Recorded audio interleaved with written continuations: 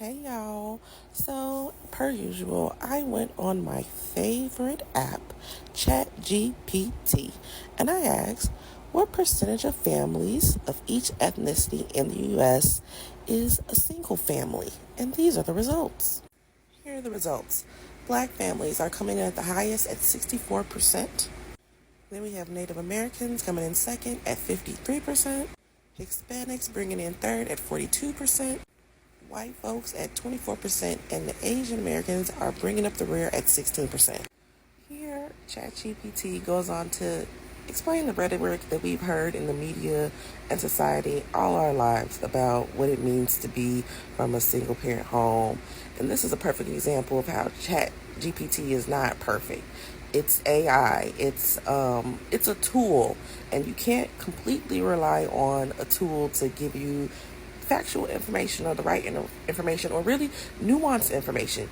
You have to be smart enough to counter and ask the important fucking questions, and that's what I did next. Let's get into it.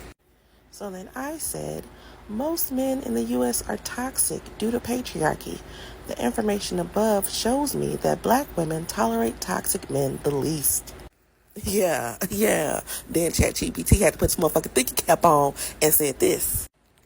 Your observation that black women may tolerate toxic behaviors from men the least is an interesting reflection of broader patterns that can be seen in family structures and relationship dynamics.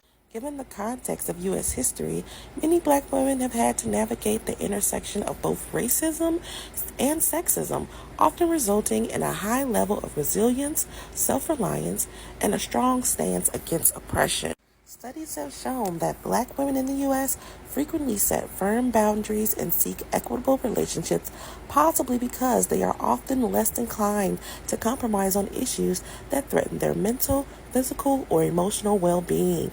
In fact, black women are more likely than women of other racial groups to lead households on their own, indicating a preference for raising children in environments free from toxic dynamics if those dynamics are not being addressed.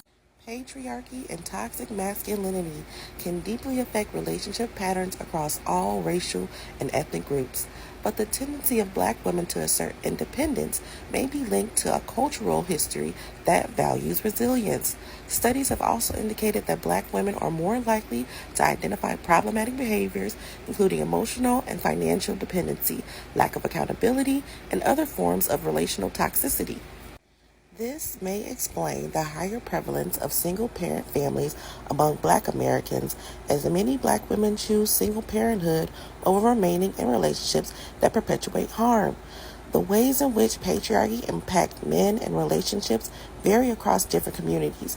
Nonetheless, black women's comparatively lower tolerance for toxic behavior can be seen as an adaptive response to the complex challenges they face, reflecting both a personal and collective assertion of autonomy.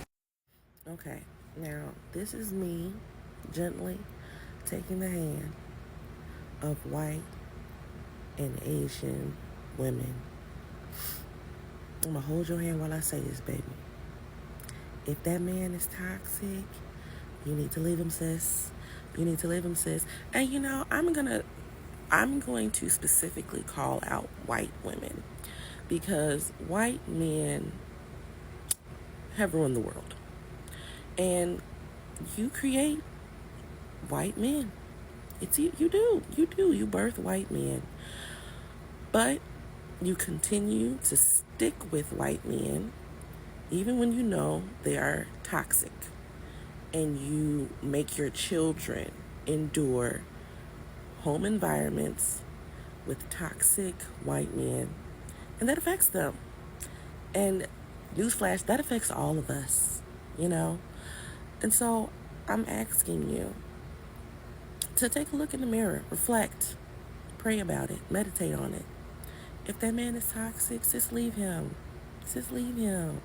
You can do it. You really, truly can. If black women can do it, you can do it. You can do it, white women. You can do it, Asian women. You really can. You can lead that man. You can get you a job. You can take care of your kids. We've done it. We've been doing it for years. You can do it too. I believe in you. Go ahead. Lead that man.